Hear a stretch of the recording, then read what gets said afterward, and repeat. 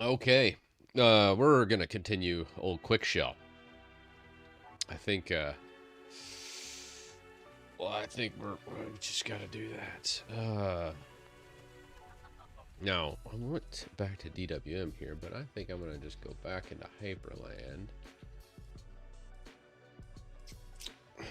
So QuickShell looks like this right now.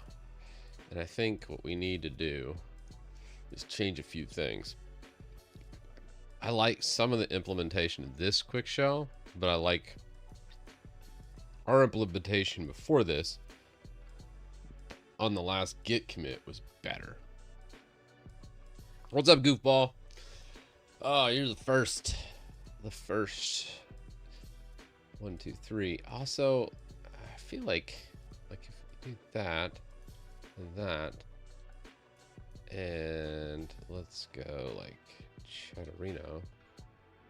See, it doesn't really copy the workstations either on this one, even though the bar itself looks all right. Nice view you got from your office. Oh yeah, man, I love it. That's great. Alex, what's happening? I know. I'm gonna be streaming a bunch more. I have like just all these projects I want to get done, and I just haven't been able to get to it. So, I kind of wanted to approach that today. The big one was QuickShell. I talked with Vaxry a little bit after I jumped off the stream yesterday, and yeah, it's just a skill issue. It's just a skill issue, I think. That's the gist of it. It's like, yeah, dude, I'm on like a 16 meg laptop that's like ancient, and it's fast. And I was like, all right, well, we gotta fix this thing. Just gotta fix it. So I think what I'm gonna do with QuickShell here, I think there's aspects of this shell I like, and I think what I'm gonna do is kind of reference it. So what I think I will do is go to QuickShell, and let's go back a directory. I'm gonna move QuickShell to QuickShell.back or QuickShell 2. So this will be like a new QuickShell. Actually, let's just do a copy. Do this copy of QuickShell to QuickShell 2. There we go. So now we have a copy of what our current setup, because there's certain things about this layout I like, but I did all that because git stash, git pull, and this is the current one we have, right? So I like this one a little bit better just because it's minimal and it feels good. But yeah, I think that's what it is. I want to just kind of pimp this one out just a bit, and I think we can get a better layout by combining the other one with this one and kind of look at the different things. I think with these two examples, we can get proper syntax for QuickShell, and then we'll have a good bar for Wayland. And I think that's good because this does feel nice. The other ones I've tried, like Waybar and other things, they're okay and they are fine. It's just, I think we could do better. I think we really can. Yeah, old BSPWM. I love BSPWM, Alex. I ran that for over a year. So I love the bash script. I think it's very approachable. BSPWM is. It's just not as performant as DWM is. Obviously, everything's just on the binary, so there's no reading of files or anything. So once you get your configuration on DWM down, it's like hard to leave to go anywhere because everything else just feels slower. And that's what's great about it. The downside to DWM is it's basic, minimal, and kind of ugly. So I get it, you know. I think that's the way to go. Oh geez, do we get? Oh, geez, yes. Thanks for the resub. 18 months. All right. I've been on it for over 2 years. Difficult to leave. Yeah, I think that's the thing, Alex. And I always tell people, don't be swayed so much by what other people are using. It's fun to try out other things. I don't want you to just live in your own bubble. But at the end of the day, you should use what works best for you. Whether that's a window manager, whether that's a desktop environment, whether that's a Windows operating system, a Mac, or Linux. I think, if you need to get some work done, what works best for you? And I think you should always be learning. Don't get me wrong. Don't just use the thing you're doing, but I think it's important to explore other options. And, I always speak so highly of Linux because it reignited my passion for computing. Like, I was just like a grumpy old man when it came to a lot of when I got on my computer. I was just like, oh, yeah, all right. Oh, I see this error again in Windows. Oh, here we go. Here we go again. Let's do this. And I'm very comfortable in the Windows environment, but it felt like it was sucking my soul and just killing me slowly. And I was not excited to be on my computer. And that's where Linux came in and just like reignited that passion I totally forgot about. And that's what I love about Linux. In a simple paragraph, that's how I would put it. That's why I think everyone should try it. Like, it's amazing. Yes, there's downsides. Yes, the community can be kind of insane, but they're the most passionate community of people you'll ever meet. And they all have like so many differing opinions, and they're kind of crazy. But in the end, the reason Linux exists is because of all these crazy passionate people. So you can't really hate on them too much. You can definitely make fun of them and meme them a lot, though. And I'm totally okay with that. What's up, Dennis? Oh, man. We got to get QuickShell going. Okay, I think that's the way to go. I mean, it's what Vaxry uses. And Vaxry's QuickShell looks absolutely amazing. So here is what his QuickShell looks like. Just to, what was the QuickShell site?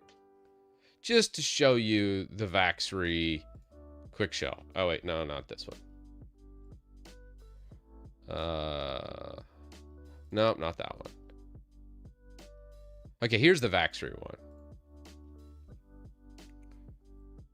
I'm not a big fan of the Roman numerals, but I think he's I think he's in Europe or something.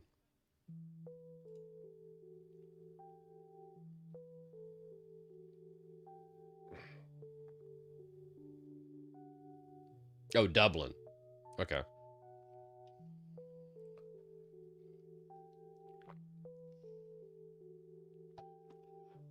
I tried to get him to give me his config. He said he's not doing it. I was like, all right. But look at all these different implementations of QuickShell. So cool. I just want like a tenth of that. It is nice. So it's a skill issue. Just got to get good.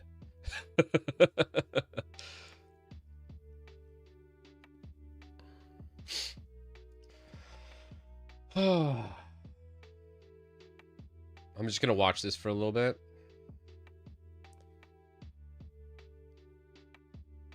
Okay. Get some inspiration.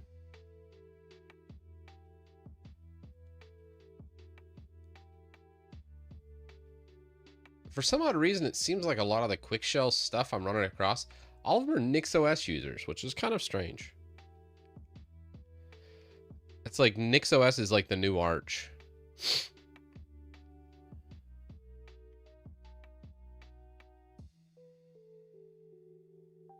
Not a fan of knowledge hoarders. Yeah, that seems like well, I don't know. It's weird that they show this off, and then let me show you how awful the examples are. So just give the dot files, or the creator of this project, whoever it is, you've obviously put in a lot of hard work, but ain't nobody gonna use this shit, because guess what? Your examples suck ass. Like, straight up real talk. These are just awful examples. Like, I need some dot files and say, here's a quick setup guide. Not, here's a bunch of syntax with some examples that you're probably not even going to use, and then show off all that on the main screen saying, here's what's possible.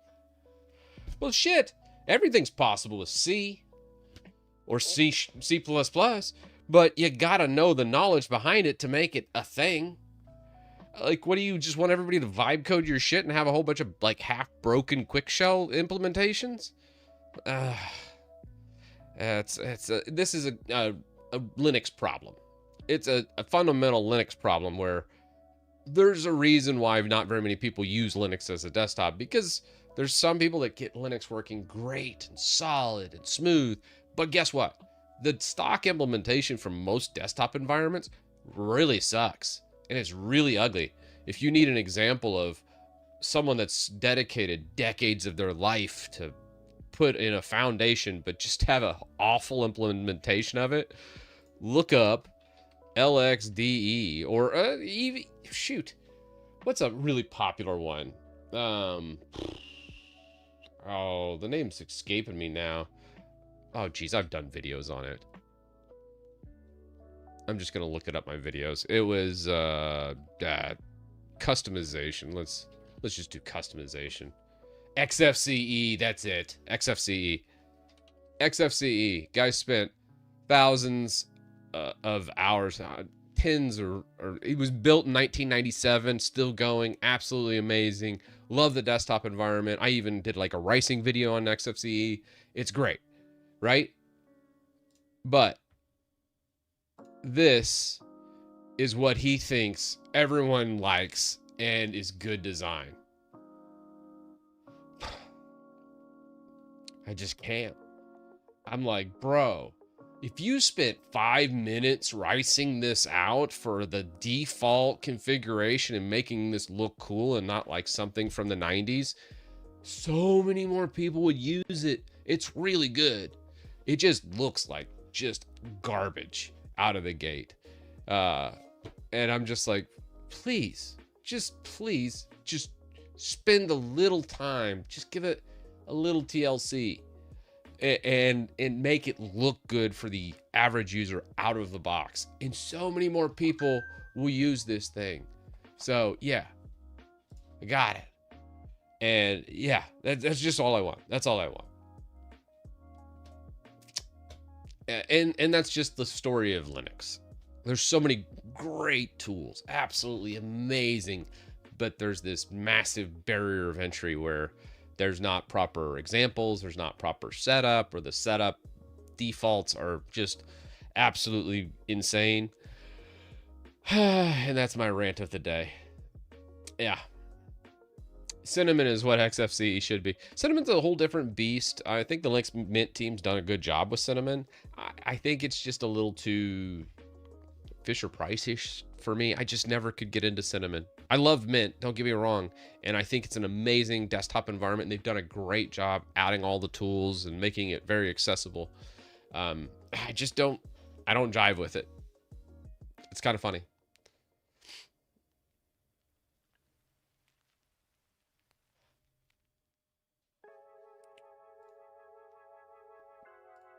RX's Ford DWM has a special place in my heart. Yeah, and I think that's the beauty of it is, I made the analogy yesterday, when you're using a Linux desktop, it's like painting a picture, you know? The first one you create is just going to be awful. Just resign yourself to that. And then you're slowly going to figure out what you like and what you don't like. And then when you paint the next picture, you're going to put the stuff you like in it back.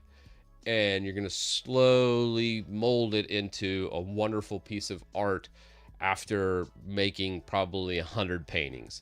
And I think that's really the story of Linux in a nutshell. Is you can make just absolutely beautiful workstations and things like that, but it does take a lot of reps, a lot of skill, a lot of time, and to do it really well. Okay, so let's see what we got here. First off, I'm not sold on this bar.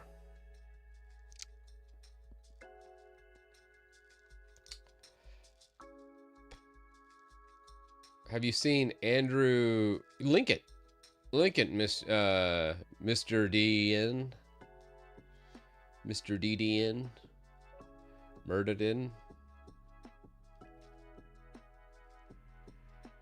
I am drinking water. You didn't like Iron Bar. I did not like Iron Bar. Not my jam.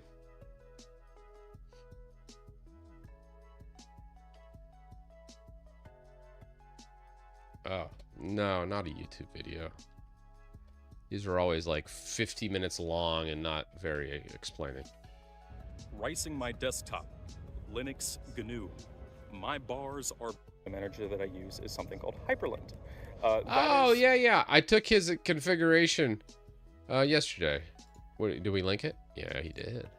So this is the one I actually grabbed yesterday from it. Yes. So that was the bar we just replaced. I'm going to steal some of his. So yeah, inadvertently, we did that. So yeah, I guess I did. That's awesome. Yeah. So we have that in QuickShell 2. So this is QuickShell 1, and I liked a lot of those, but I liked my minimal implementation here, but I wanted to steal some of the things he had. So to look at that, actually, can I open up? I wonder if I can open up two cursors side by side, maybe. All right, let's go folder, and this one. So we just saw his. Let's grab all of that configuration. God, I gotta do collating. If you ever see where the caps go ahead of the other ones, it means your locale isn't collated. So you gotta change that environment variable so then it actually alphabetizes. I hate it when it does just caps before the other. So many configs.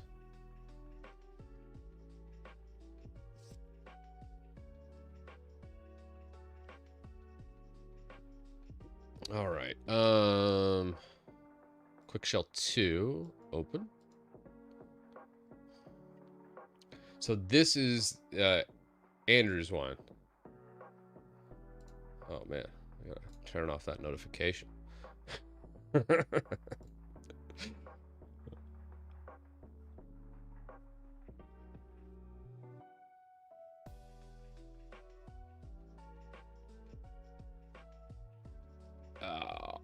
Buddy of mine just got laid off. His company sold. Poor guy. Sucks.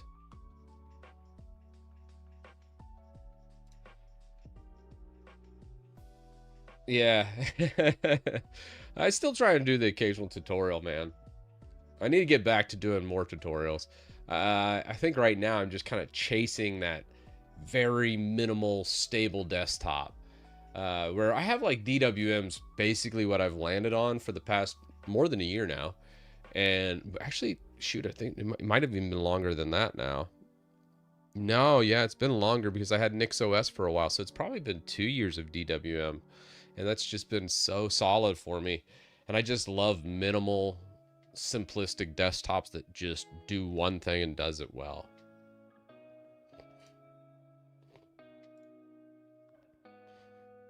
Last Miles Rice, he uses OpenBox on top of a pitch black background, and he couldn't be happier. You are just addicted to eye candy. Yeah, I think there's a mixture between crazy eye candy and ultra simplistic. So I think I'm trying to strike that balance. And I feel like if I do like a minimal hyperland setup like this, I can strike that balance. Like I obviously took off like the hyperland animations. So there is no animations on hyperland anymore. And I wanted just a really simplistic bar setup like we got here, which is kind of nice. So you don't like Windows? No, nobody likes Windows. You use Windows for usually specific tasks. And then once those tasks are done, you're just like, okay.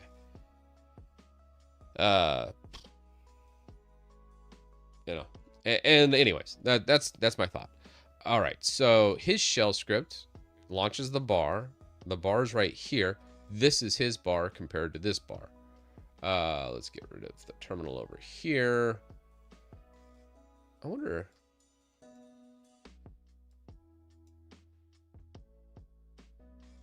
Oh, that's interesting. Okay. I was like, I wonder how I split that. Usually on DWM, I do just like a mod key in that. But I think, oh, okay. Yeah, that's pretty good. I like that setup pretty darn good. All right, anyways. So this is the bar we're working off of. This is the Andrew's setup. So let's see what we can glean from it. Now, his import root, blocks, all that, we kind of got the same. Scope, great. ICP handler and target, okay. Anchors. Now, visible, okay, great. Kind of just doing a side-by-side here as I go through. Row layout, all blocks. Seeing what we see. Where does it differ? And gleaming the things I like from this one over into here is kind of where we're thinking. So far, very, very identical. I don't see much of a difference between the two. I do not use Stow.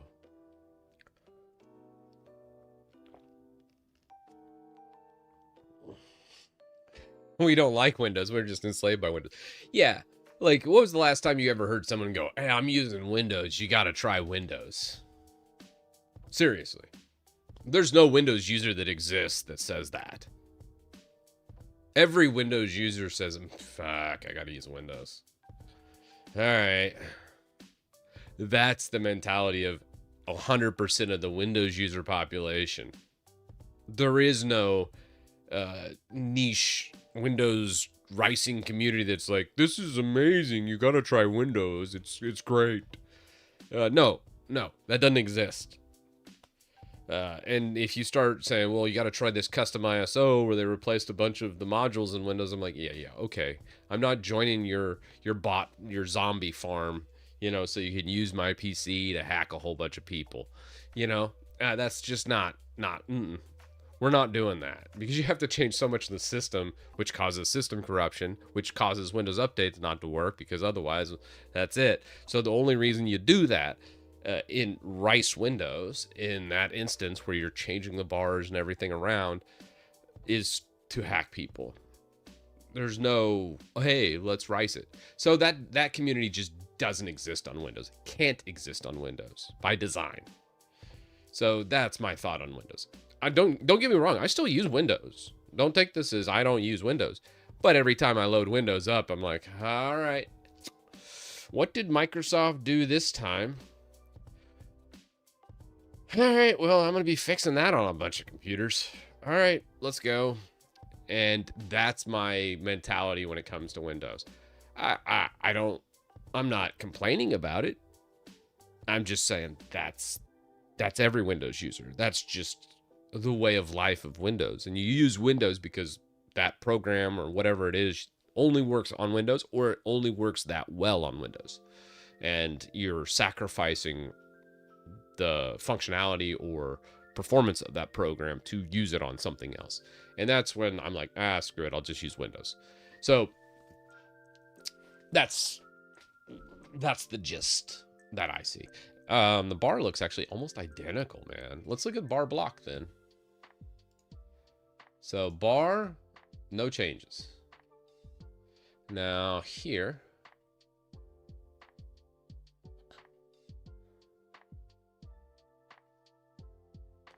dude.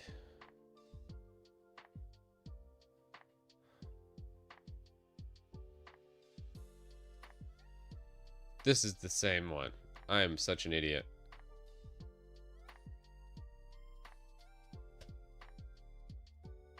This is the same.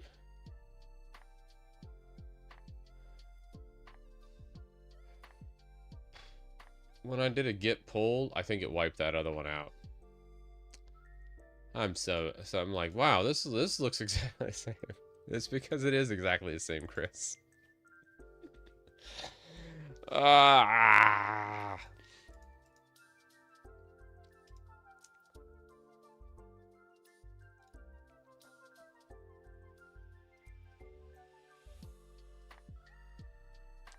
I would say Windows has been comically bad for a long time. I think whenever all the hacks happened late into Windows 7's life cycle, circa 2017, 2018, was it Blue Ocean or whatever the hell it was, the NSA tool leak, man, it was all downhill from there.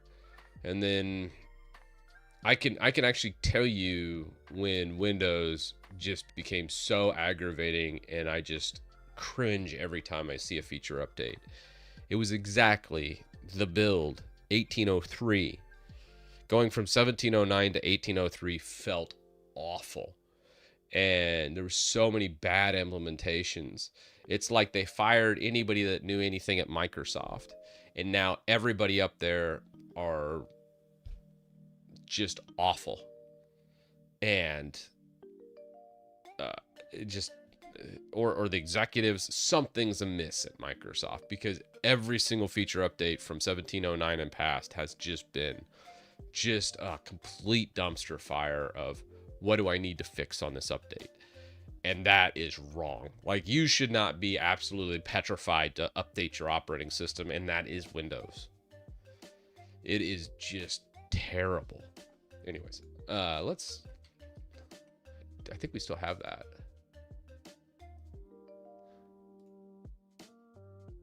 Let's go into, he was using like a DWM config here. Okay, this is the one. So this was the Nix Rice.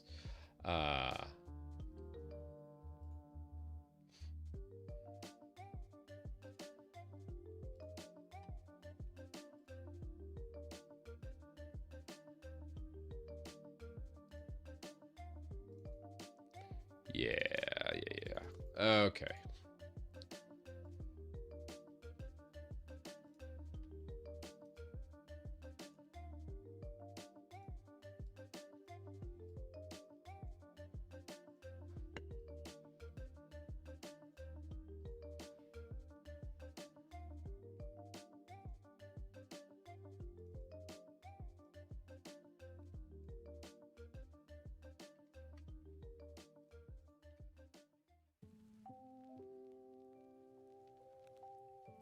Put this as Nix QuickShell.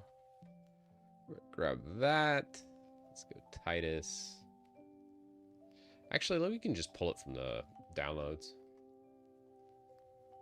All right.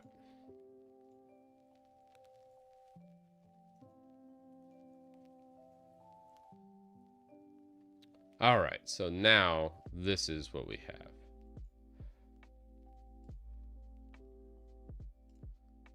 So let's go back to bar, right?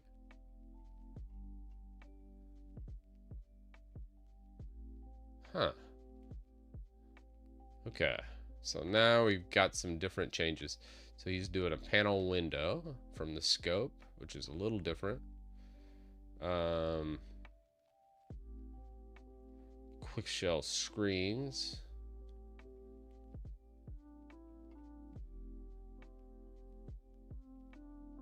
I wonder what else does he have from panel window. Okay, there's not much. Everything's pretty much embedded in that panel window. So he wraps his in variant screens. I wonder what this variant screens does. Let's try to add that. I'm kind of curious.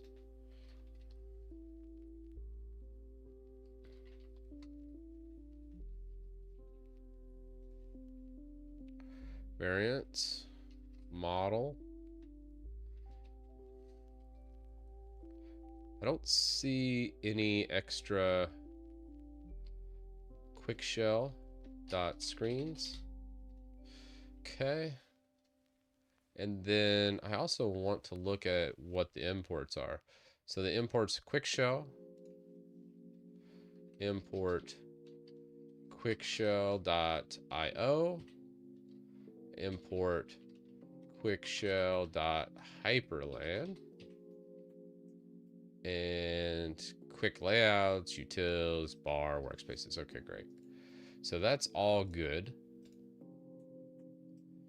Let's fix our variants here. All right. Doing that broke everything, of course.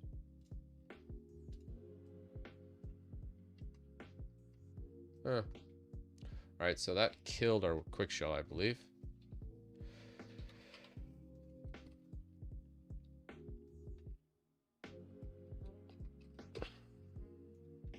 Oh, it's still going. So let's kill quick shell. Let's go quick shell. What do we have?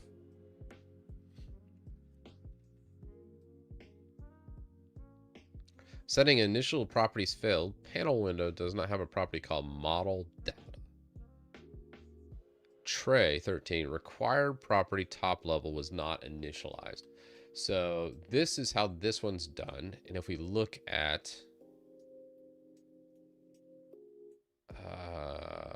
blocks and system tray. So this is his system tray blocks. So let's go to our system tray. And we can see control, layouts, quick show, widgets, sys tray, and then we have root bar. So all this looks good. What's the difference between these two? There's probably a better way to look. So far, it looks very on point.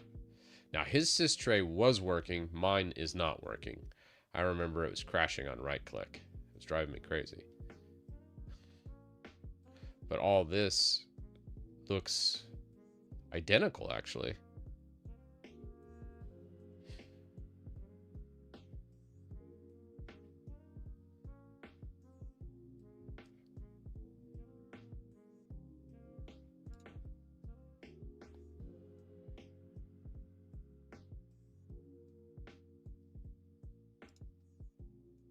You know what it is? Bar workspaces. I think components. So his bar was the blocks. So we're not even doing the import on the bar itself. So right here, this is the tray that I'm using over here. This is the difference.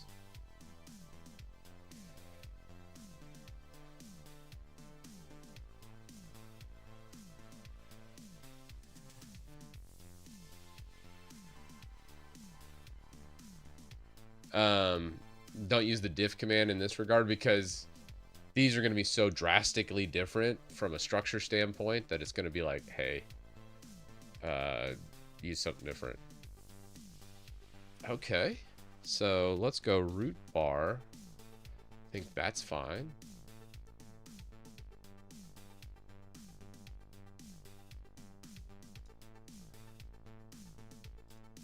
So his is under bar. This one's under window. So why is the bar not here, right? Like, why wouldn't you just move this here, delete the Windows bar? Let's delete these Nix things. Let's clean some of this up, right? I'm gonna make a pop-up contacts bar.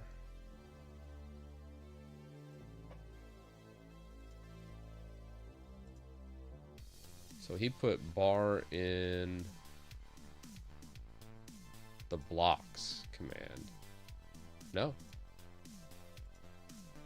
Bar is just in the root of bar, so.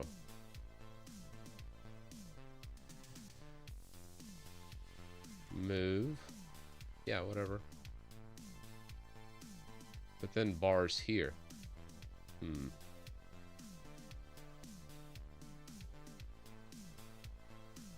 I want to take it up a level.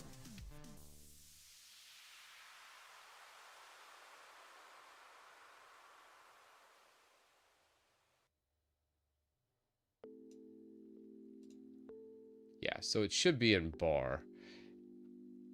And what I want to do is change from components bar and utils. I think we're going to change the structure because this seems like just terrible structure to me. So we're going to switch all this around. It's going to break everything, but I kind of want to organize this better. So components bar, I think what we'll do here, let's name blocks, battery, clock. What do we have for the blocks? See, we have all this right here. I do like our workstations a little bit better than what he had. So let's take that and put workspaces in the blocks. Battery, clock, resources. I like the way he did resources better anyways. Text. All that looks like trash. This is all trash. Utils. We still got to figure out a way to... Oh, actually, let me bring that back. Because I do need to reference those. We're going to bring them into the bar. So colors, utils. I think what we'll do is just bring the utils folder into the bar. So then we'll have utilities under bar, the blocks in the bar, and then images to reference in the bar. The components we're going to reference, but they should not be really used. So this is workspaces over here. Here's workspaces over here.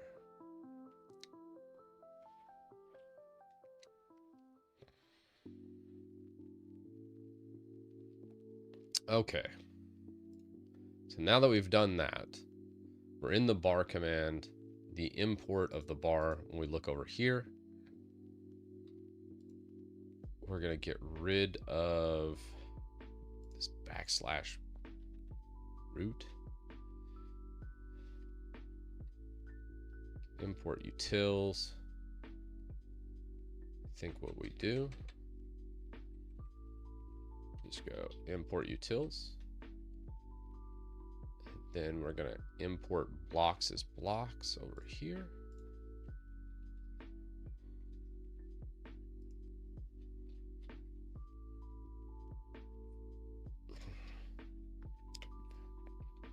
And we're going to import root.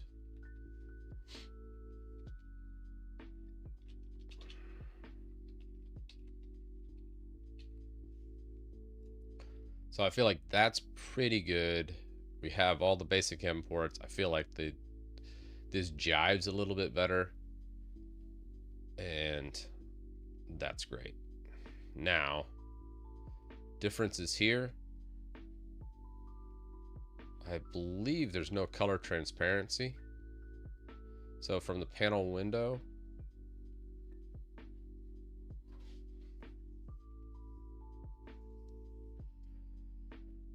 hit color bar BG color.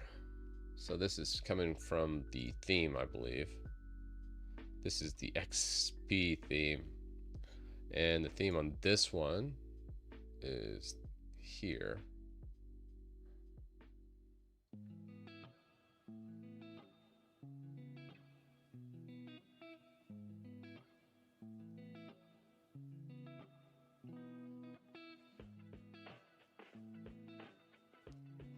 So I think what we'll do, keep this. That's fine. This is the same file.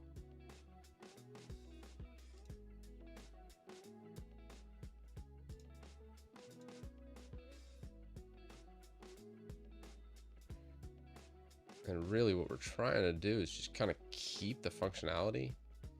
It might be easier just to reference this and use this one, because I feel like this one has just a way better structure than this one. All right. So we look at the shell of this.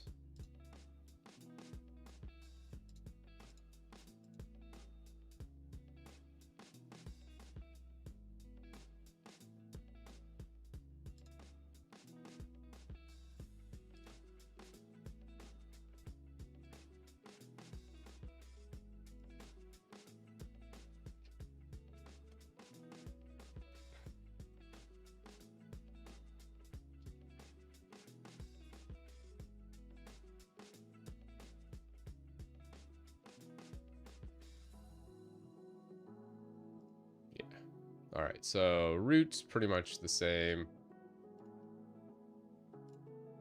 Theming, we're going to change. And then change a few things there too. Okay. And I want to kind of keep this components bar. And then what we're going to do, just take these guys. Can we just... hell. Let's just replace them.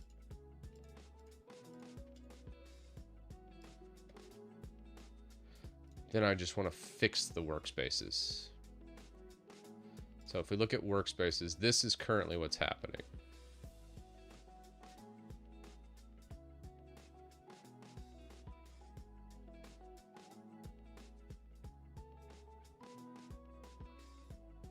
Oh yeah, I saw the Plex change. I actually had a couple family members reach out to me like, hey, do I need to subscribe to Plex now?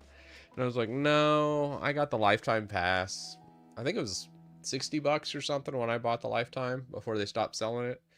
So I was like, you can keep connected to my movies and stuff. You're fine. But I think if you don't have the Plex pass, you can't share your library anymore. Which is a bummer. All right, let's fix the theming a little bit. Actually, we'll just put you in number 1. Theme. Windows XP. It does kind of have a Windows XP vibe, doesn't it?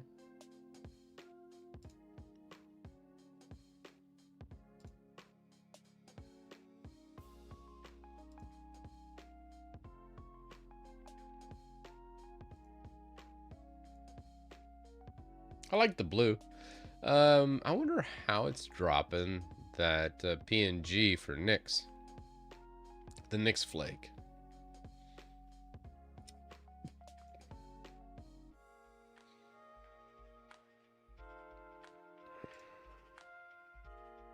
I might actually be part of the theme.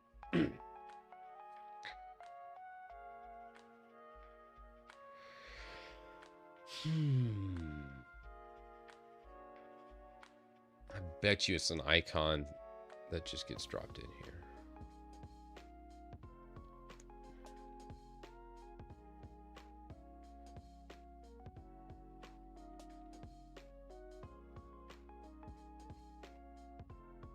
Let's find it. I bet you it's named Nix. There it is. Show me.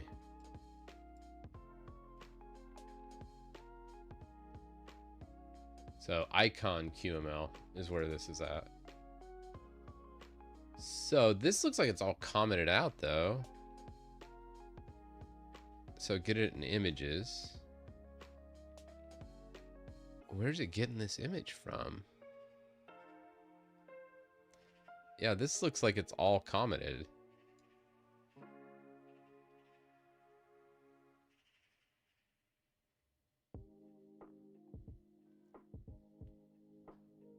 It is a PNG for the Nix logo. It's just a font character.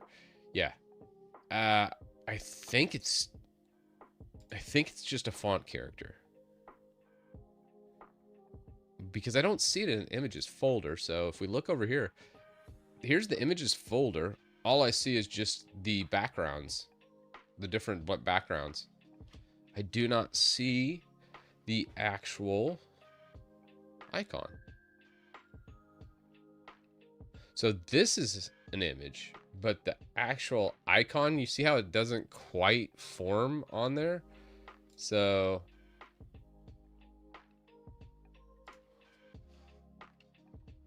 like, I'll remove this because I think that's just commented. No reason to have it. So this icon QML, I think, is what's doing it.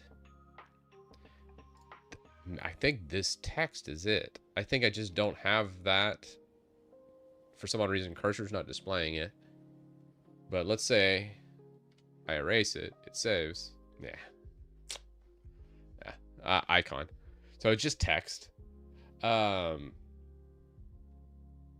I guess we could just grab the arch icon, right?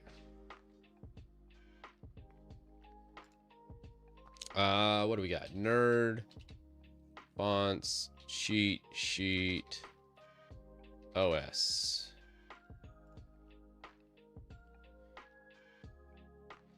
Arch. Copy. So if you are writing a Linux, what you absolutely have to know is this guy right here, the Nerd Fonts cheat sheet. It's just nerdfonts.com/cheat sheet, cheat-sheet. You can just type in whatever icon you're looking for. Like, let's say we don't like this CPU icon. Surely there's a better one. Yeah, that one right there looks dope. Dated myself with that comment, but you know. So what we're gonna do is go into CPU. Now I bet you the icon is sitting right here.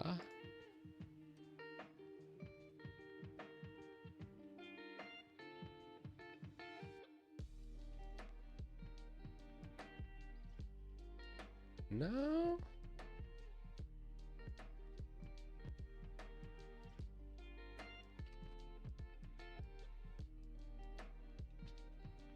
Okay. Well, that's not quite what I want. So do I see where that CPU percent? Okay, there's the grabbing of it. Icon's gotta be in here. Where are you at? This is just the font, nerd font, great.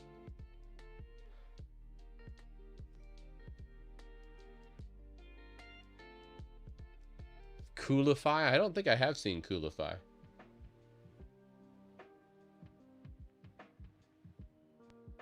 Hear me out, emojis instead of icons. I was like, get out, you're banned. No. Sounds like an awful idea. Do I care about CPU usage? It doesn't seem like that's even updating.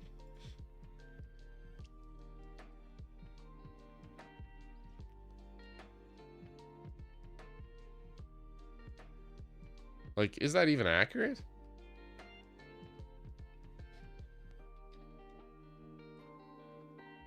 Not accurate.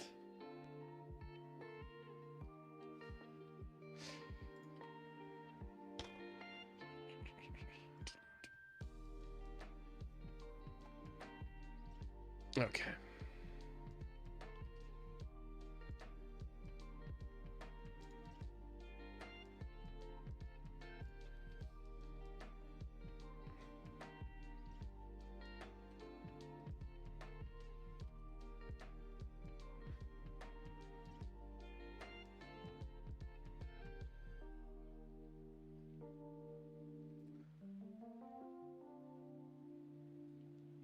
Oh, old jellyfin. It'll be there for whenever Plex oversteps. Well, what happened here?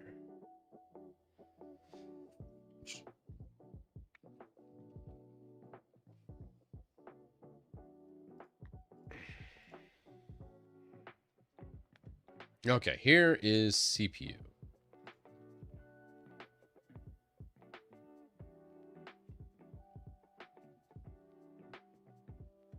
This is what this is what I was using.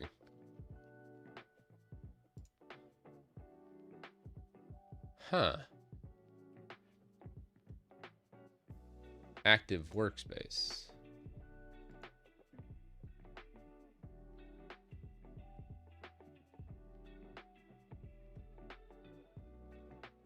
The title process was working really well here. So this is drawing this.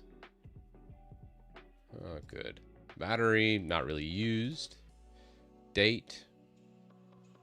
If I wanted to change the date time, we could change the formatting here. That's fine.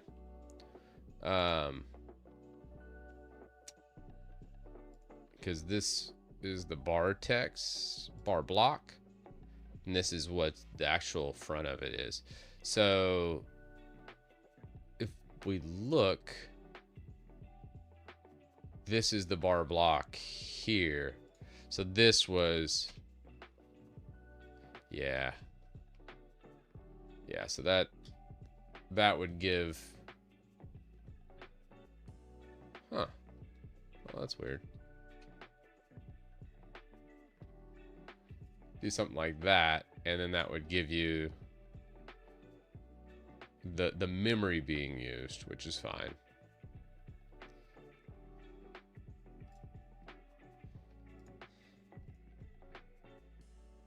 Which, is that actually right? Let's add some more tabs. More tabs. More tabs. Give it a workout with Google. Pull up YouTube. I bet that would make it go up. More memory.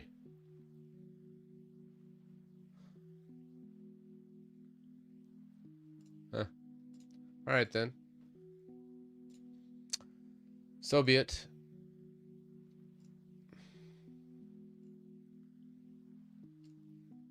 It does update, so that's fine. It looks a little prettier. Let's fix that theme, though. I want that theme to be a little bit better.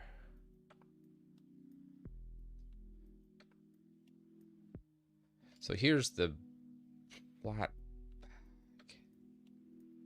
This is the button border color. Bar background color is C000, and it's a gradient. There should be like a transparency option here, though.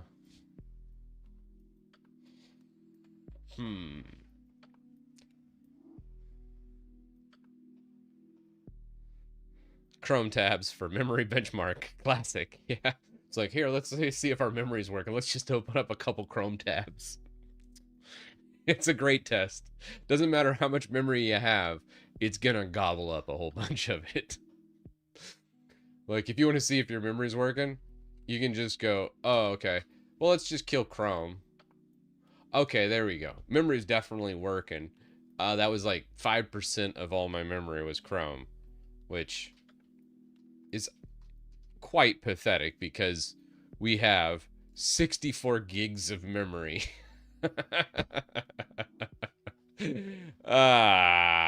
Chrome, man. Classic. Absolutely classic. Anyways.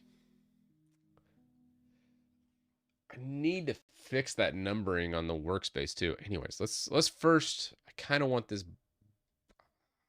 not sold on the bar. I feel like it should be like a Nord.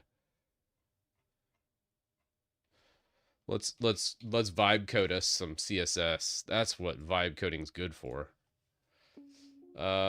Make the color theme Nordic.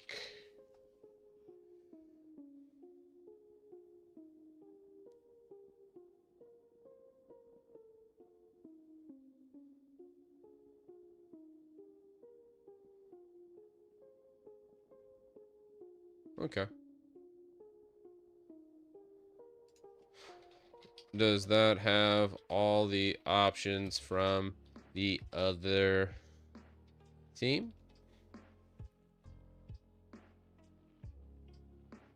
Yeah, well, it is named Windows XP, Alex. I was like, that seems like not enough lines. Let's vibe code us some good CSS. I would say the vibe coding of the CSS is actually not that bad when it comes to like color palettes and stuff. As long as you understand what color palettes and the names of those color palettes, it does a good job of actually getting the reference points. So it's kind of cool.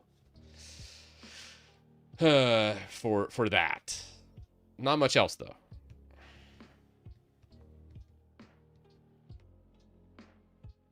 I think I broke it.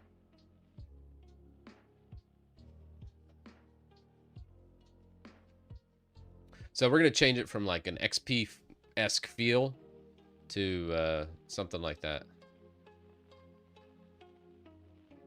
Yeah, so we're going to accept that. So we have the theme of Nordic and black flat.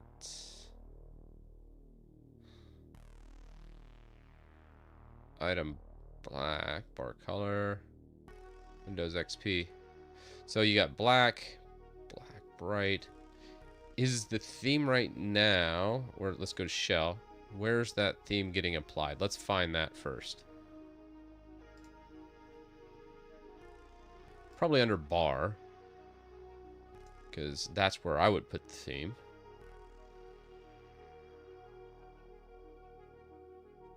Here we go. Come on, give me the theme. Give me the theme. Theme get bar color, but it does not.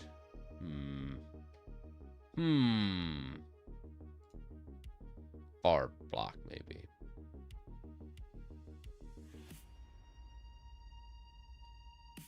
All right, fine. Theme. All right, we have it there. We have it under workspace. That's fine. Get theme, theme, theme, and theme.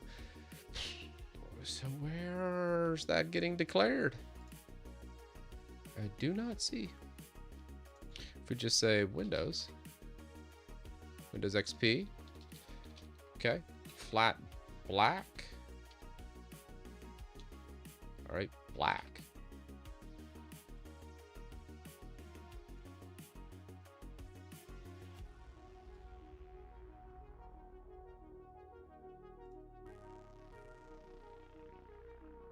That's not referencing theme though. It should be like theme.black, I believe. This is just the theme itself. So how is these themes getting... How are the themes getting picked in this QuickShell?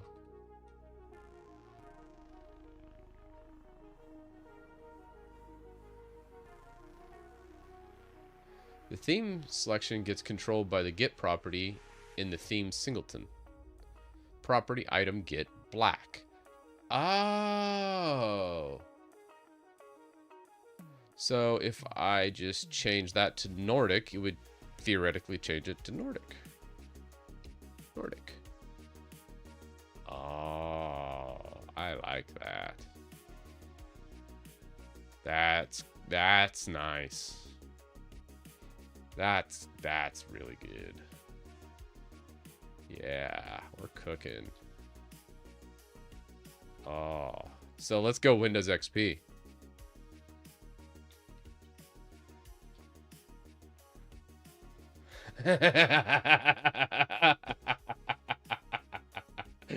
Oh, that's cool. Oh, we could totally create triggers for themes. Now that, okay, I've just fallen in love with QuickShell. It might have taken my smooth brain a little bit to process all this, but oh yes.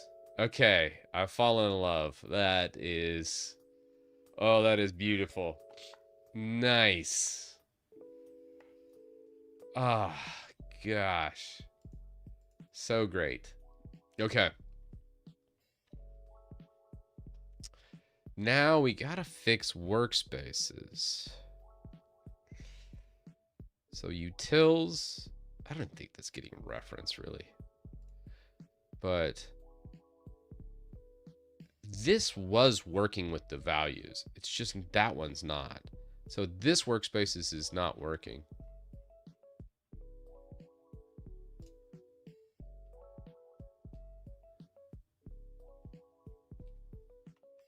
All right.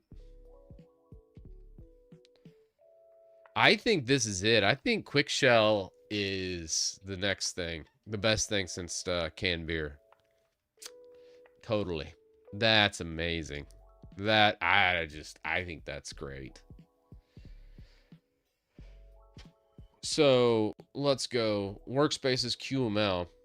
This isn't displaying all of Hyperland's workspaces, but the following workspaces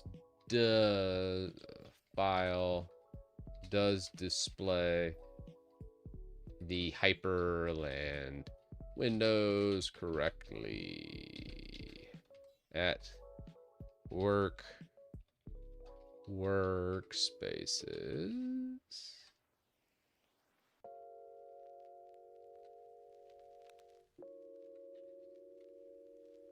No.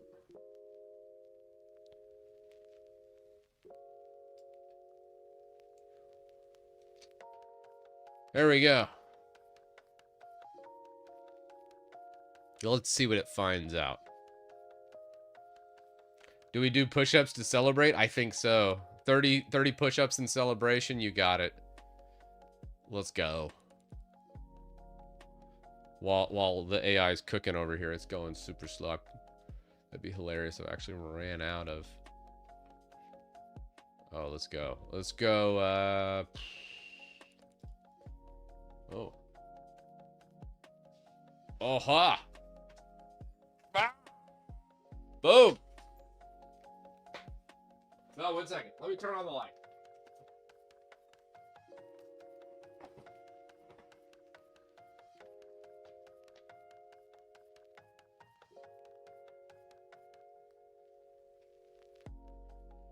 Here we go. Yeah. Ow. With my ear. Sorry. 30 push-ups. Oh.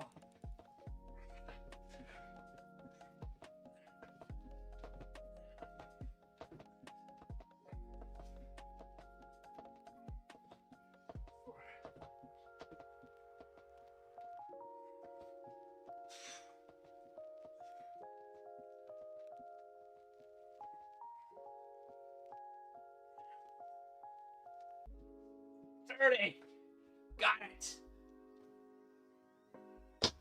Yes.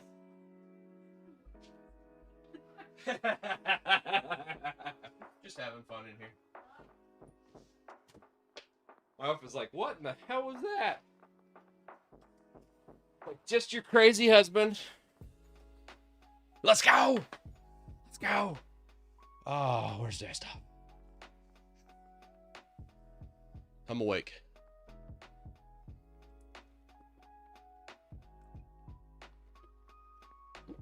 Ah. Ah. All right, here we go. We gotta like pull-ups again. Remember when we did 100 pull-ups on stream? That was a bit much. I was sore. That looks fake.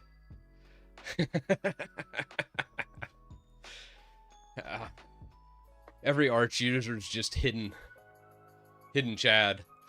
I think Mental Outlaw is pretty big into working out. And I think he's an Arch user. All right. The vibe code broke. It was like, cannot compute. This is above my pay grade.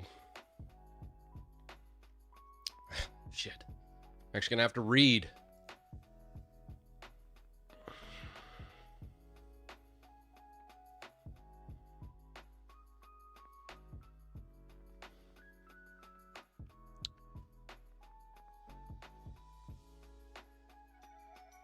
Oh my God.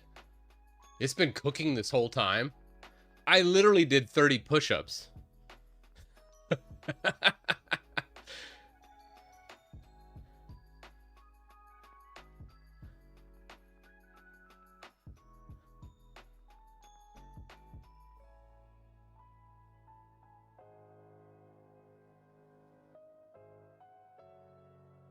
Huh?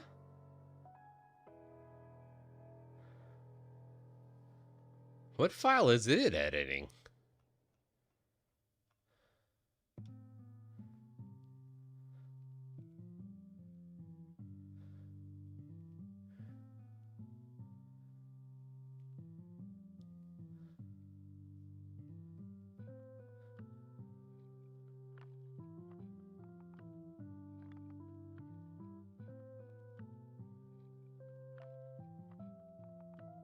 Okay, after analyzing the code, I can see the issue is how the workspaces are being filtered and displayed. The first file has a more sophisticated filtering system that filters workspaces by the current monitor, excludes special workspaces, handles empty workspaces to prevent flickering, sorts workspaces by ID.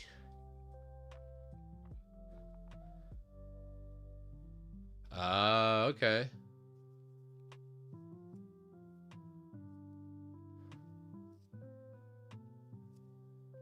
I've updated this to match the filtering. That's hilarious.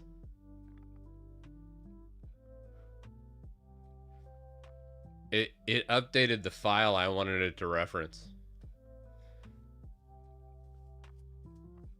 Chris knows how to read, kinda. I know how to do push-ups better than I know how to read.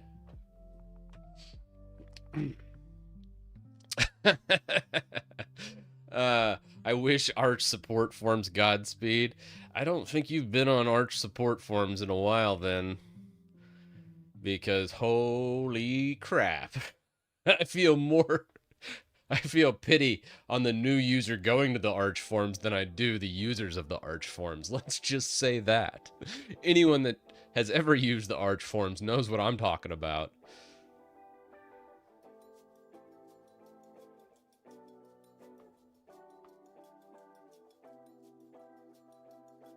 Oh, Rison's going good, Rux, man. We're getting there.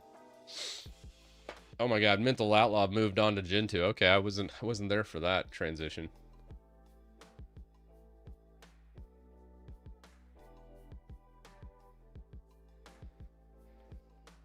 Let's see.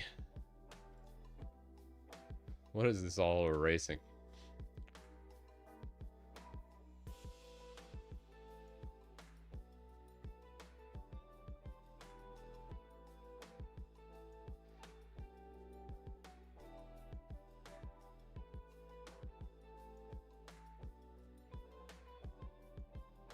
Man, that's adding quite a bit.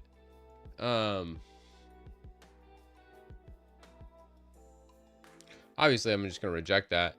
Yeah.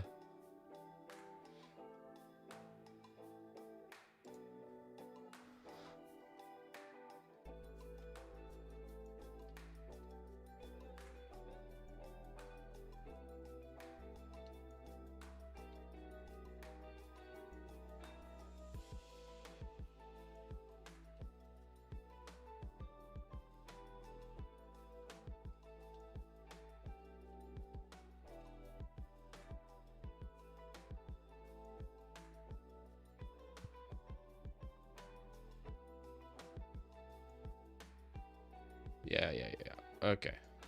Got it. Anywho, worthless. Let's go back to here. So this is workspace. Let's go back to there. Flickering.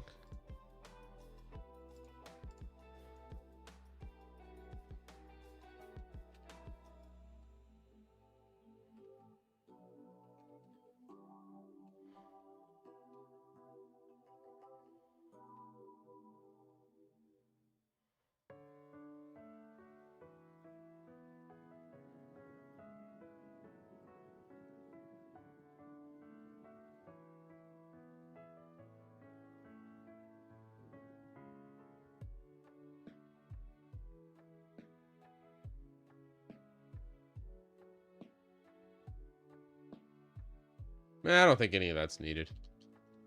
Let's get rid of it.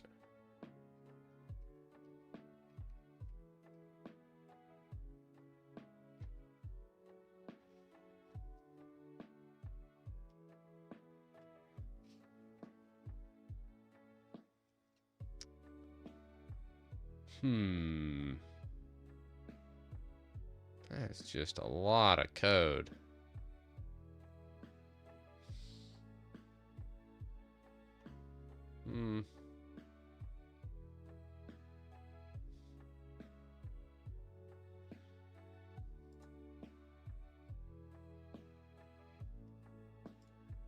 Thinking here. Yeah, it's the filters. I don't really want to filter it though. I'm basic, man. So let's think here. Spacing, property, hyperland monitor for screen. You know, maybe this wasn't working because my screens weren't defined. We think that's a thing?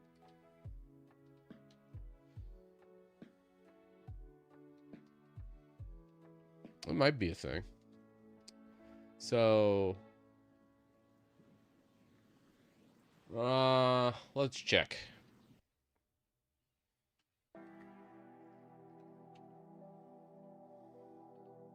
No, I defined it. So, if it's defined, then how do we want to manage that?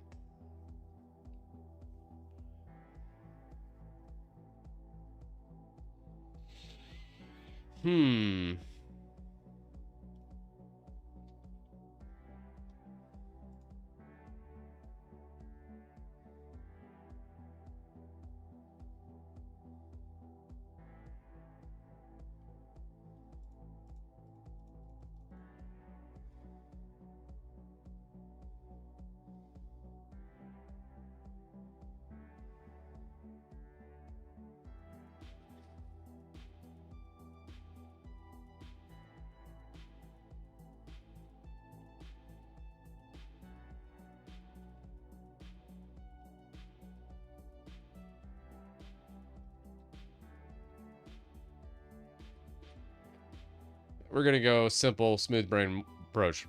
Remove all extra code. Make things extra simple.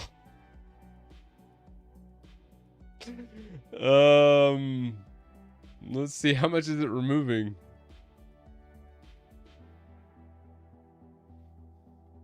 That's a lot of red. That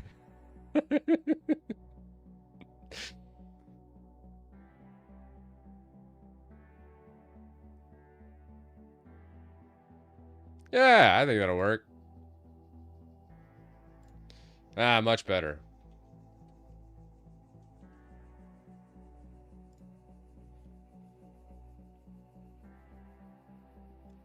Uh, 28 bar text, not a type.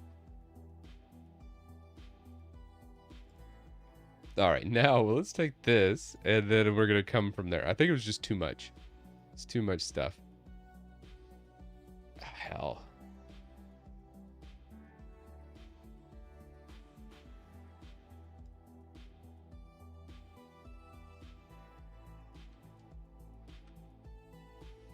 It was a valiant effort, AI. I appreciate you. No. Wait, where's that? Is that getting referenced? I don't see that getting referenced. No. We're fine.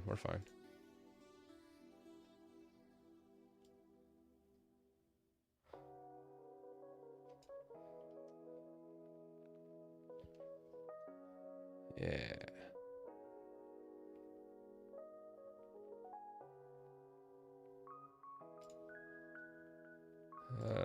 Property, I don't think it's actually going to use there, but what do we got now?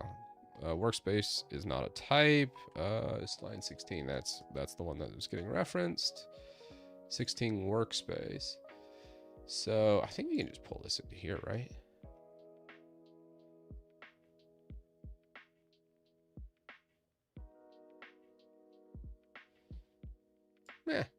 Should be fine.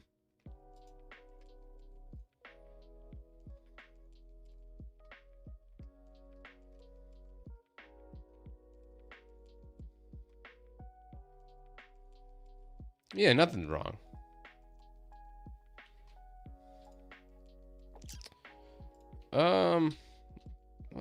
Is that building still? All right. It does build. Still not displaying workspaces though. I wonder why.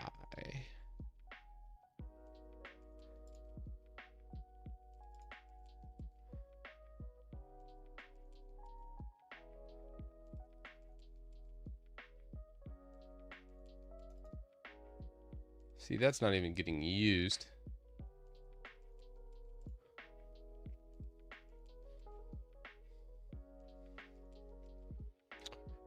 No workspaces being displayed. Let's see what its investigation comes back with.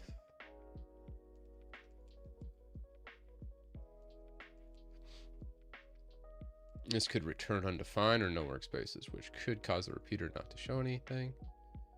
The workspace color logic has been commented out on code, which is fine.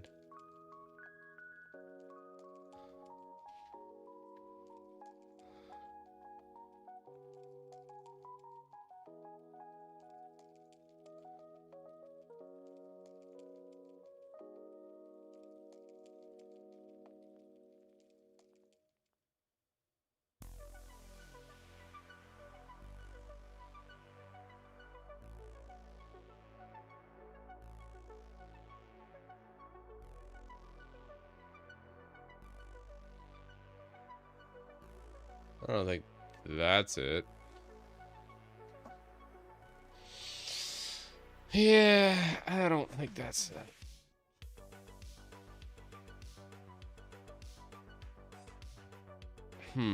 I mean, sure. It's not going to hurt anything, but it's not going to fix it either.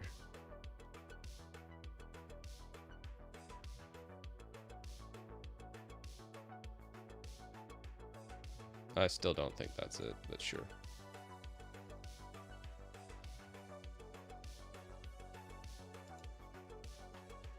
So let's go full ham here. Run the QuickShell command and debug its output. All right, it's about to just go completely off the rails. Let's go. I'm here for it. We're just turning it over. Make it for me, cursor. You have the ball. Take cover. So, if you didn't know, what agent mode does is you can actually just have it run the command and it'll try to debug the output. The problem is, every single time with 100% certainty I do this, it gets in a crazy loop and just does wacky shit, but it's wildly entertaining to do. I've never actually had it work, mind you, but it's really cool if it actually did one day work. And I want it to be like documented the day it actually does happen. But it's kind of funny. This is totally a Jesus take the wheel moment. If Jesus was like blind and had like dementia and no sense of like equilibrium and was like going through the mountains in like Colorado with a really short thing, and if one wrong turn and you're off the ledge into the ravine kind of thing. That's what this does. Will you ever make it to your destination? Almost certainly not. But wow, what a ride that you usually get on. And now Cursor's been acting really slow today, so man, at $20 I'm paying him is just really taking shape here.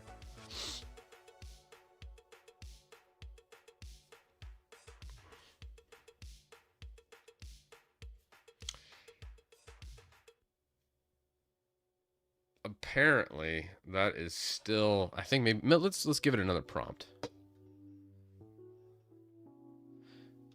It's not displaying workspaces. Okay.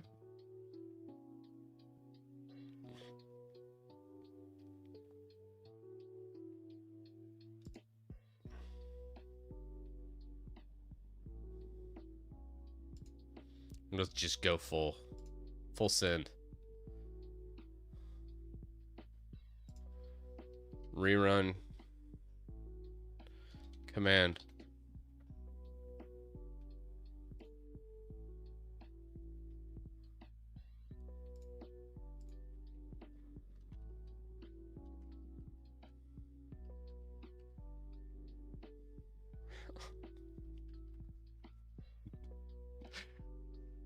That worked, actually. Yeah. Okay, cool. There we go. That works. No, that actually did work. All right, going to Vegas. Oh, man.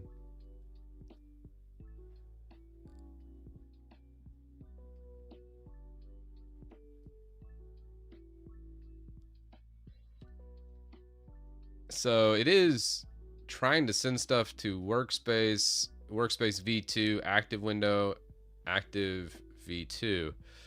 What's going on with that exactly? Let's look at utils hyperland.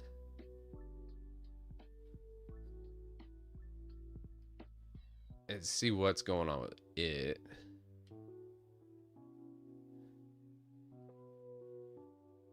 I don't see anything there. There's one bug here that I don't like right there.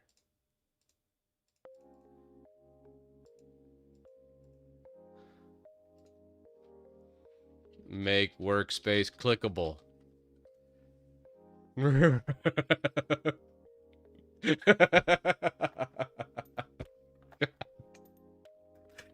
Oh.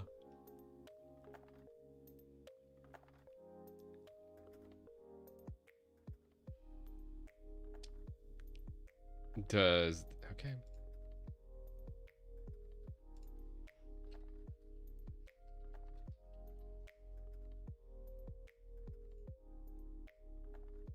Oh, that is ugly. But the clicking does work now.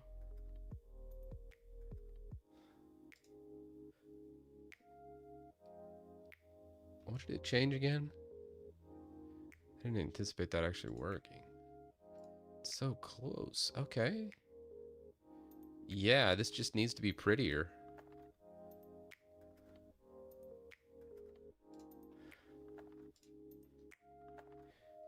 All right, here we go.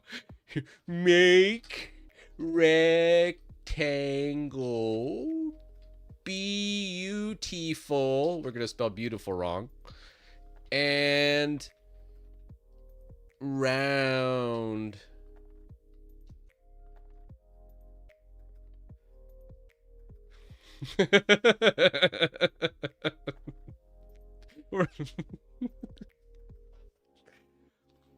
Oh, okay.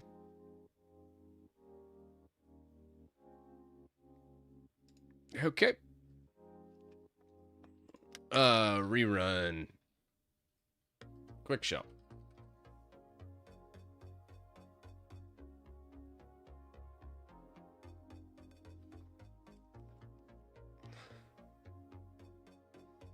Uh-oh.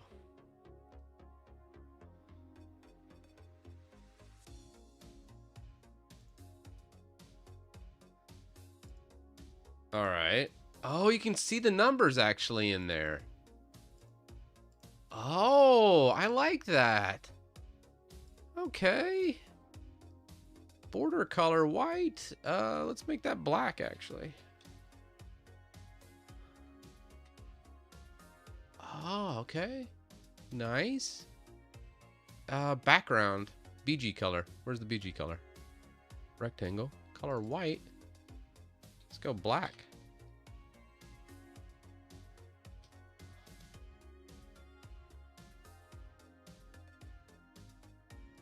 Okay. That's looking good. All right. Go away. Wait, no. I'm gonna leave it for a second. Text white. Dude. That's amazing, actually. Maybe vibe coding does have a future. Make text have a drop shadow.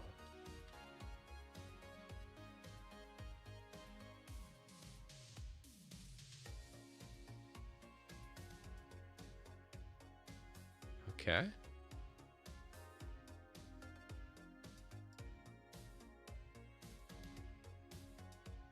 Ah. Wait.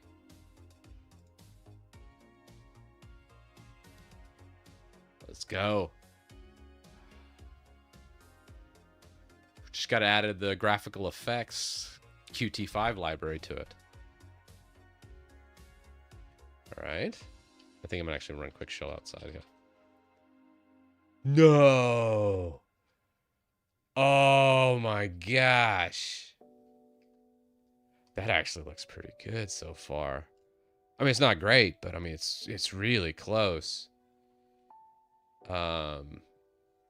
Let's make that background button color. Just need that rectangle to be. Where's all the rectangles in this guy? Okay, here's the hover effect. Okay, I like the hover effect. This is the regular one. All right, it's drawing those. We just need that to be a little bit... it's so close. I just don't want it to screw it up. So I'm really hesitant to actually tell it to do anything. Just stop for now. Once it gets kind of close, you kind of want to button things up. Because it just could completely go off the rails and jump off that cliff I was talking about earlier. So, let's see. Where are you at? Where's that special background of the color? I'm going over it. It's in here. Color, right? BG blur. Constant.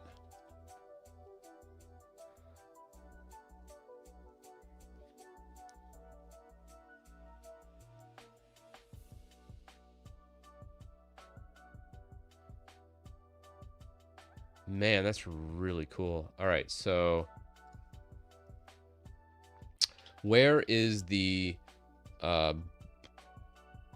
workspace background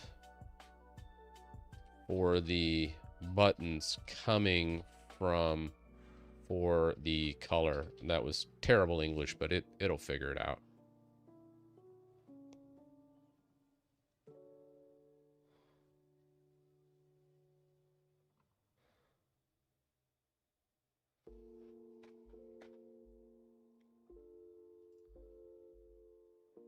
The workspace background colors are coming from the colors.qml file, which defines a list of monitor colors. Let me check the current implementation. Are you sure about that? Colors QML? I don't see it pulling in that file. Oh, that's just my green screen. I don't know what's going on with it.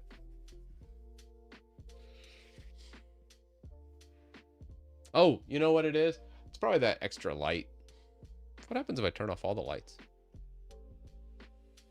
Oh, that's actually not bad. Maybe just the overhead light. Ooh, okay, that's what does it. So let's just do all lights, and then just turn off the overhead. Ah, that's nice. Okay. The workspace background colors are coming from the workspace background colors are coming from monitor colors array in colors QML.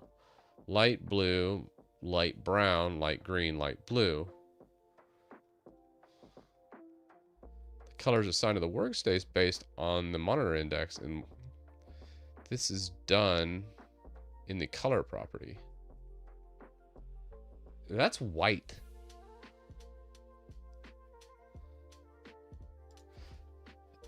The background of the workspace numbers looks white.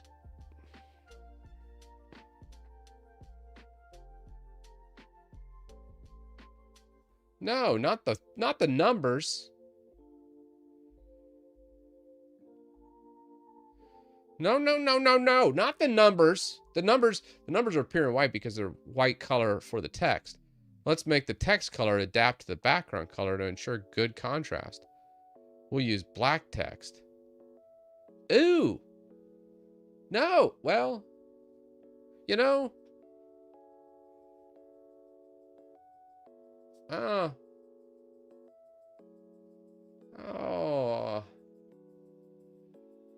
Yeah, no. Stop. Yeah. I mean,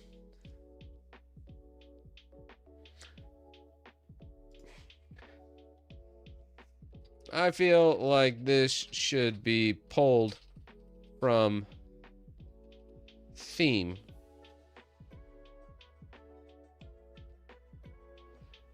Not hard coded in to the block.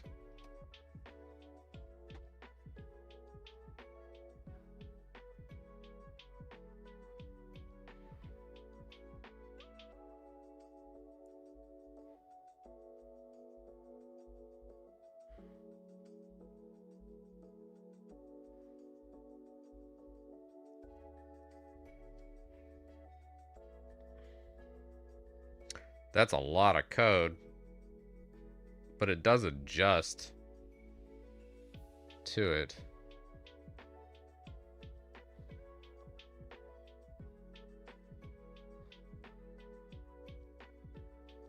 I guess let's accept that.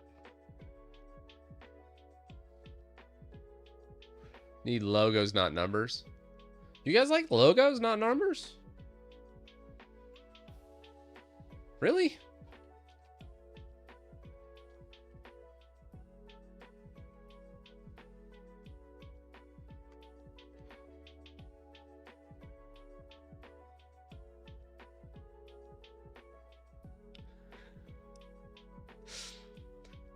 That's kind of funny, actually. Yeah.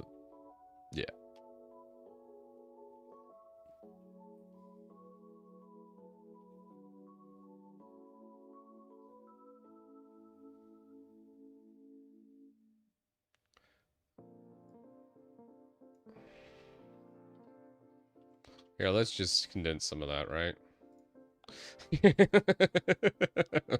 let's just be like, hey, I know you tried really hard and wrote all that complex code, Cursor. Appreciate the effort, but let's just write the word black instead. Oh,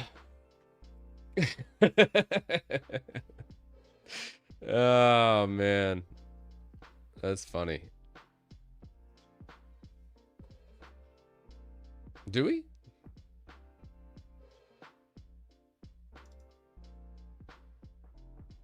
Oh, we do.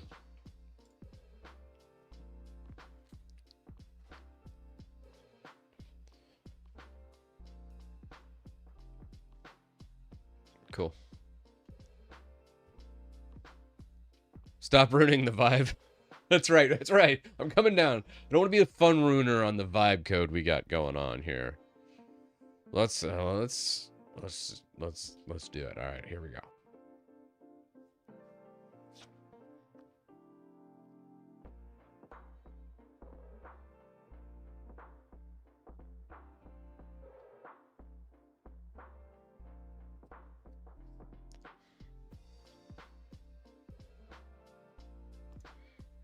Oh yeah, I gotta figure out a way to do that, Parpley. And right now, I just have it uploaded to YouTube because it's like, if I feel like there's something in these streams that I like could make a video out of, I think I'll do that for sure. But yeah, making those streams public, I just can't do on YouTube. I've done it in the past on the Titus Tech Talk channel when I was broadcasting directly over there, but then why did I switch it? I switched it to just a regular main channel just so people can know I'm live. That's really what I did. And then just made it members only so it didn't ruin my YouTube feed. This is broken. All right, we're gonna... All right, kind of continue with the good vibes here. All right, here we go. I feel like this should be pulling from themes. Okay. Yeah. Change the border color to theme get border color, theme get icon color, theme button border color. What about, so button border color, icon color, button border colors twice. Okay. And then change the icon to get icon color.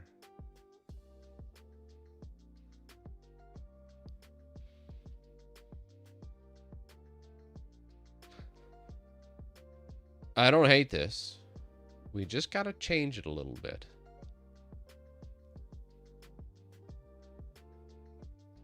All right.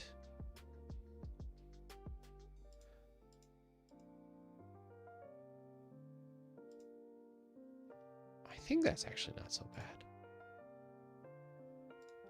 Okay. So let's go to theme. We're gonna find button border color and icon color, right?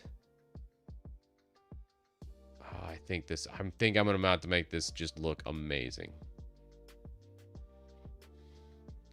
All right, so this is our theme.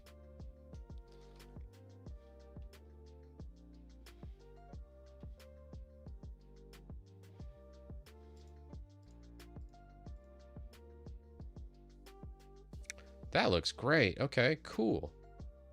Button, border color, hash. That, okay, great. And then icon color would be icon color, green, blue, blue. Icon color, that. That looks amazing. That would look great.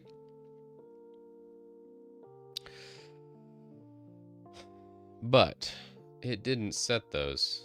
Why didn't it set those? Something is amiss.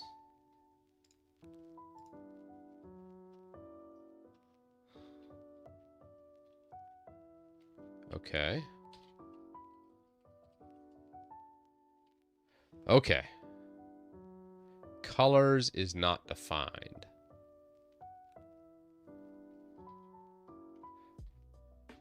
Colors is not defined.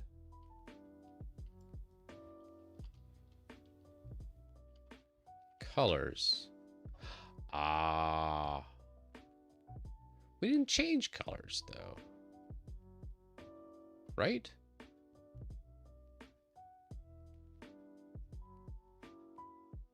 Where did he even get this from?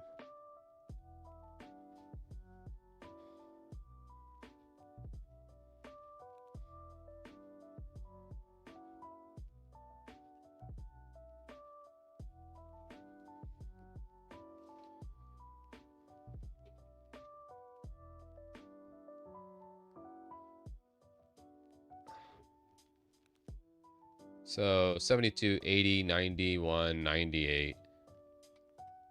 That's all the new colors. So that. Yeah, let's go 91, 98. Okay. 91 is right here. Theme, get border color.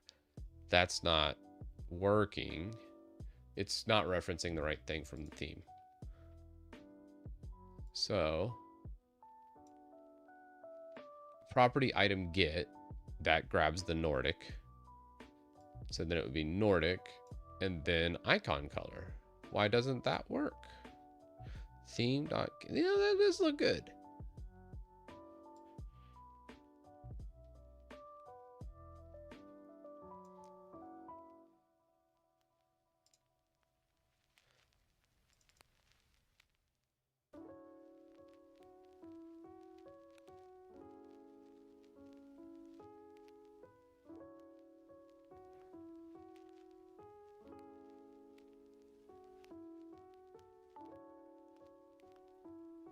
Thinking. 1 second. Processing. Import colors.qml. I don't think that's right though. BG. Oh. Yeah. You're right. I don't think I want to do that though. I feel like this should be just theme BG blur. Instead of referencing the colors QML. So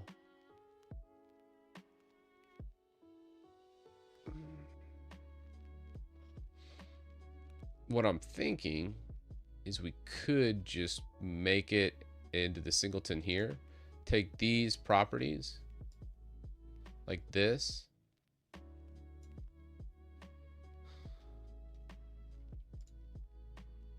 and I think we could just toss them right here for property BG value, right? Follow me? And then that will not really ever change, I don't believe. And that way we're not having like colors, not referencing, having to reference colors a whole bunch. So then instead of colors, we could just go theme, theme, theme, and theme. And finally, theme. And then it would reference these values right there. I just hate doing tons of imports, especially for something like that. I know you know a lot of super people, so thanks for the sub, man. Yeah. You see, I fixed the alert there. Before I hit streaming today, I was like, okay, I don't want to deafen my entire anybody watching this. Fix the alerts for now. So with that, we come into here, cancel, and then let's do QuickShell again. Now, unable to assign undefined to Q color. 43. What was 43? Let's first get 43. Is that? Yeah, okay.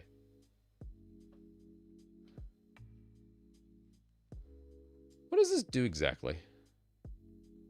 What I like to do to figure out what things do? Delete.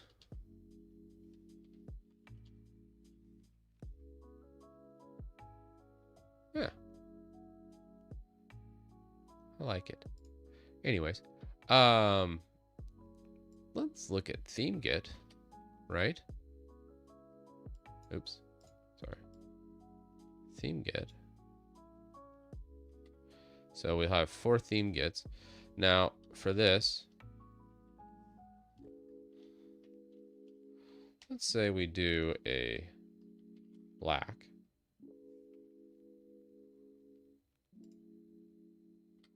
Workspace number.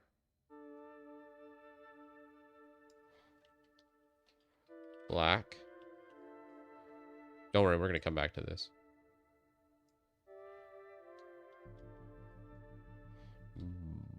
white.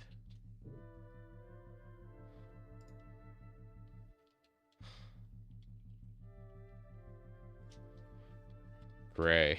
I don't know if gray works, but we're gonna just try it.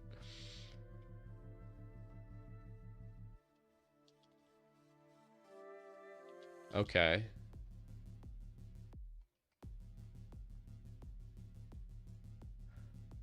I like that just fine.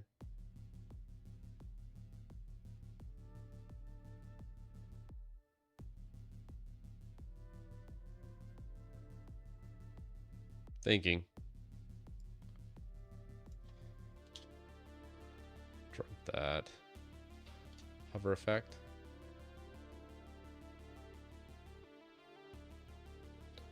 All right. So I want to reference this properly. But if we reference it, I think we have to... I don't think it takes hex values is the problem. Or RGBA, whatever. You guys know what I'm talking about.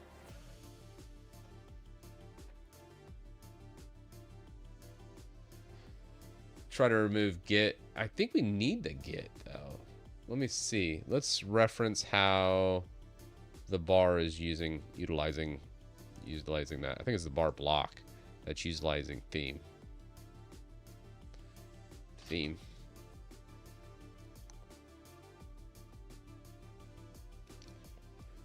Okay. Well, that's not it. Bar. Theme get. Yeah. It is theme.get. So that is the syntax. So the syntax is actually pretty good. So I'm digging that syntax.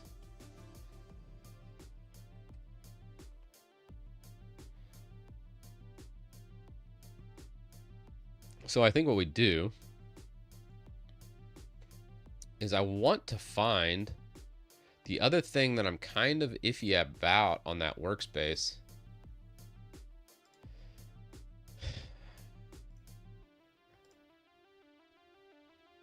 I mean, it looks way better than it does. Like right here, I'm pretty happy with this configuration. We have clickability. Oh, one thing we didn't check though. Close that, right? Close that. It is dropping properly. What about the Steam? I remember Steam taking forever to launch, but we'll let it launch. We're still on Hyperland. So what I'm thinking here is... Oh, man. I'm going to have to jump off here in a second. I think. Unless... I was gonna meet somebody in like 15 minutes. Yeah. Okay. Oh, thumbs up that. Let's see. Okay. Did this work? It did. So we have a fully functional bar. We have all the stuff I had in my DWM. We have a menu. We have our Nord theme. We have minimal stuff. We don't have a bunch of errors. We're in a really good spot right here. So once we get a really good spot, what you need to do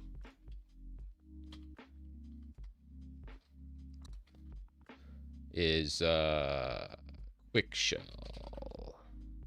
Lazy git stash drop. Let's go lazy G.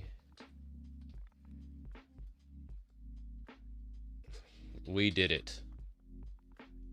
This shit works. Perfect. Okay. Great. We're lacking RAM usage on the bar. Dan. You weren't paying attention. We're at 10% RAM usage. Consider giving AI credit. It gets no credit. Although it should get all the credit.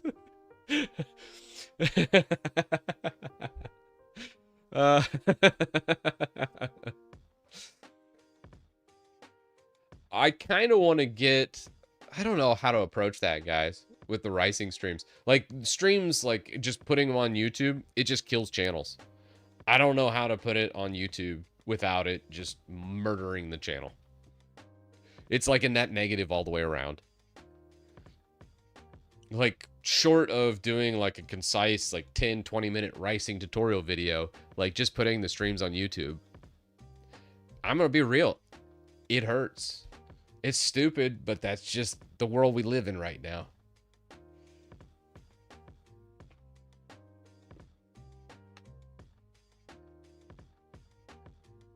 Yeah. Yeah, Linus does it on the WAN shot for sure. You know where Linus gets all his money, right? Those little call outs for the merch during the WAN show is one of the ways he promotes it. And 60% of all of Linus Media Group's revenue comes from merch sales. The actual advertising revenue is very menial. And if you look at the actual trajectory of, I think he does it on the main channel, does he not? I don't want to talk baseball too much here, but I've been doing this for 7 years. I understand trends, man. Let's go Social Blade. So this is just trends over the course of a certain bit. I'm pretty flat, right?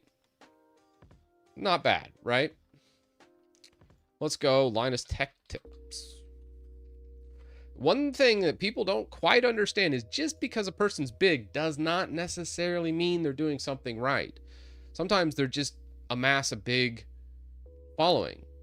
This is their current trends. It's not bad. Not great either, though. That's not even maintaining. And almost all the channels are like that. So you got to watch certain trends when you're doing it to where you don't have a massive decrease from some of the things he's done. A couple missteps here. Probably in this realm that I've seen is he was doing like a 24-hour stream. He had obviously the dip from all the drama and stuff where they were having some issues, lack of production as well after that. You know, so there's a lot that goes into it. There is. And I've done enough to where, hey, I know what this will net, and yeah, man, uploading streams full on YouTube. If I just do it, it would have to be to a channel that I don't care anything about. There is cttstore.com. It's already there.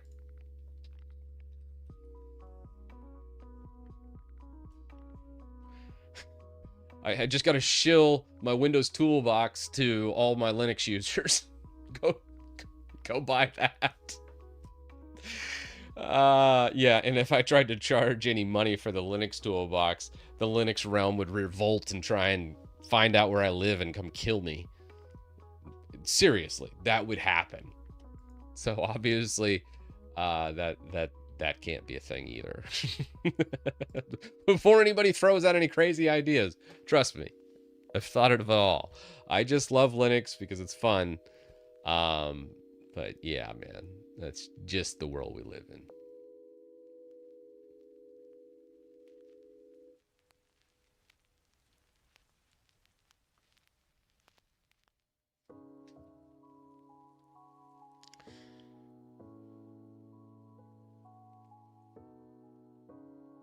Can you give an example?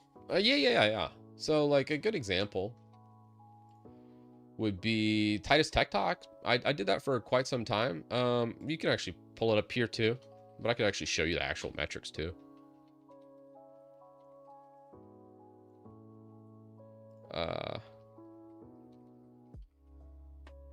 There it is.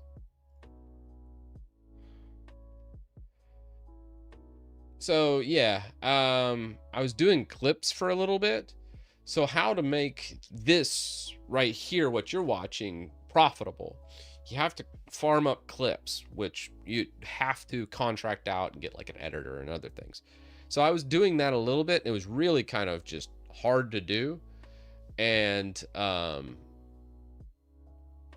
yeah, man. And I was just like, I can't do it anymore. So like around here, January of last year, I stopped doing clips and I was like, I'll just upload the live streams. So I just did the live streams, and that was taking, a couple extra hours every week because I try and curate a little bit. And then I was like, oh, you know what? I'm not doing that anymore. I'm just going to just go live and give you the unedited live streams. And then it just kind of started declining. I'm like, why am I spending all this time to just barely squeak out anything? I'll just go live. And then if you're here, you're here. If you're not, you're not. And I think that's just where I'm leaving it. It's so super easy for me to do this. I don't have anybody else but me. I still work a day job. I'm just trying to have some fun on stream. And I was just like, screw it. I'm just going to go live. If you want to watch the VOD, great. You can sub. If you don't want to watch the VOD, don't watch the VOD. And that's like where I got to leave it. And I know that's just brutal. But that's the reality. Look, I want to say, I know you know a lot of super people, so yeah, I appreciate the subs though, guys. Uber, don't feel like you need to. It's just, yeah, that's where I ended up. And I've live streamed for 3 to 5 years, and I've done this, and I was just like, man, I'm gonna just quit because it's just not. This is just too much work for very little on the back end. And I was just like, all right. And I was like, okay, no, this would be way easier. And I could live stream a lot more if I just hit record and go and not have to worry about, hey, what's going to be out on YouTube after this? So I don't mind making it available for like a members thing on YouTube, because nobody's going to see that and it's never going to hit the algorithm and I'm not going to get penalized for it. So that's why I still do it in that. And I can still reference the video if I ever needed it, because after 60 days, it does get deleted from Twitch. So that's why I still do like a member stream, and that give you like a little notification if you're on YouTube that I'm live. So I guess this is where I ended up landing. After looking at everything, and I was like, man, I want to stream more, but I don't want the pressure of the uploads and curating clips and having to worry about all that stuff.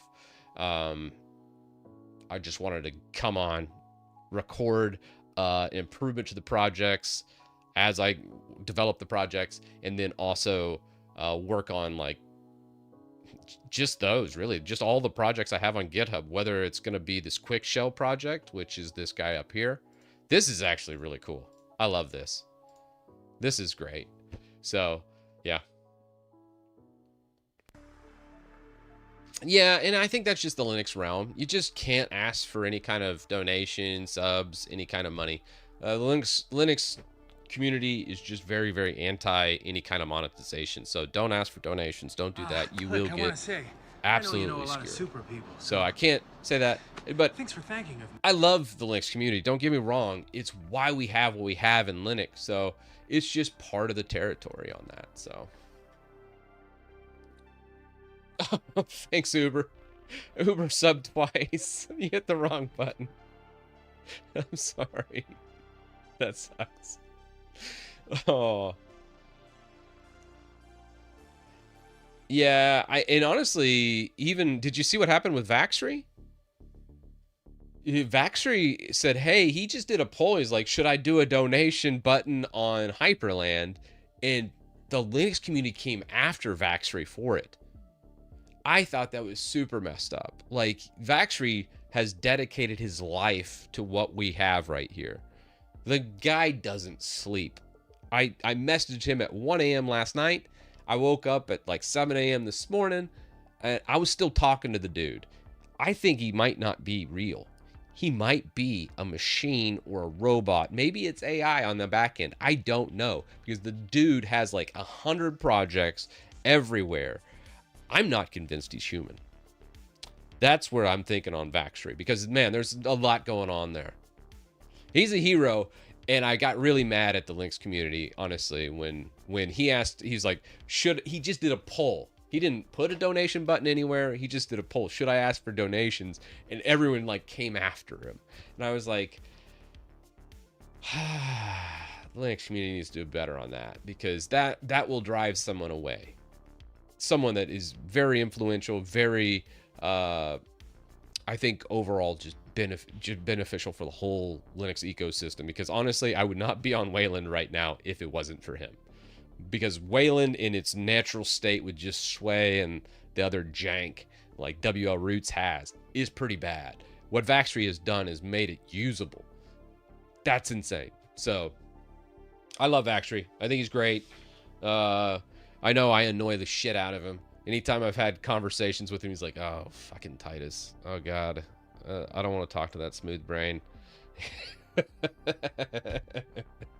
But I appreciate him regardless, because he has made a lot of amazing projects. So, yeah.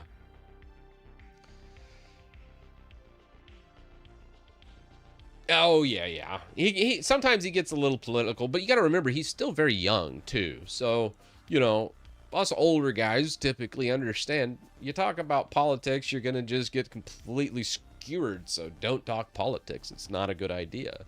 It's like talking religion. Don't do that either. You know, it's just, hey, this is what you are here for. You're here for some tech content. I'm going to deliver some tech content your way. I know my place, and that's why I stay in my lane.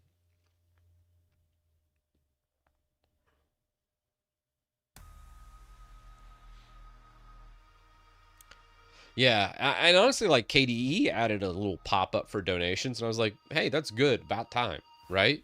And I think it's, once you dismiss it, it's not like annoying, and it doesn't just keep popping up, so, you know, there's that too. Yeah, exactly. Getting in politics, you just lose 50% of your audience, 100%. So, all right, guys, I'm going to shut it down for today. Thank you guys for stopping by. This is amazing. If you want to fork, I think we've gotten this to a usable state. So if you want to fork this, do whatever, it's github.com, christitustech/QuickShell. This will get you all of the stuff we've configured so far. Still a lot of improvements. Or if you want to help me out and not have Cursor lead me off a ditch here, then I would appreciate pull requests too. So I'm opening it up. I think we've got it to a state to where I'm like, I think this is better than any other bar, or has the potential to be better than any other bar. And now we just got to fine tune. We got to tweak things. We know what's possible. Let's get it to the finish line, and then YouTube video. All right, y'all. Peace. Have a good one. I'm going to try and stream it hopefully later today, but if not, I'll probably stream I think at least next week. At least probably like next Monday for sure. So, all right, y'all. Peace.